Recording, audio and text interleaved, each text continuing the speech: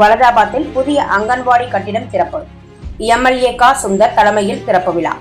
காஞ்சிபுரம் மாவட்டம் வலதாபாத்தில் நேரு நகர் 11வது வார்டு பகுதியில் ரூபாய் 14.80 லட்சம் மதிப்பீட்டில் கட்டப்பட்ட அங்கன்வாடி கட்டிடத்தை காஞ்சிபுரம் தெற்கு மாவட்ட கழக செயலாளர் உத்தரமேரூர் சட்டமன்ற உறுப்பினர் கா. சுந்தர் அவர்கள் ரிப்பன் வெட்டி கட்டிடத்தை திறந்து வைத்து இனிப்பானது அனைவருக்கும் வழங்கப்பட்டது.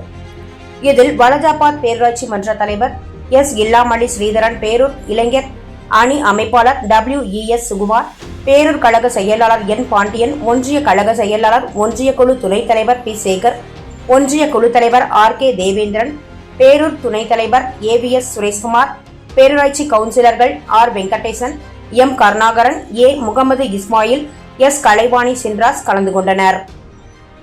சான்றோர் குரல் செய்திகளுக்காக வலதாபாத் செய்தியாளர் மித்தேசுடன், செய்தி வாசிப்பாளர் முத்துலட்சுமி.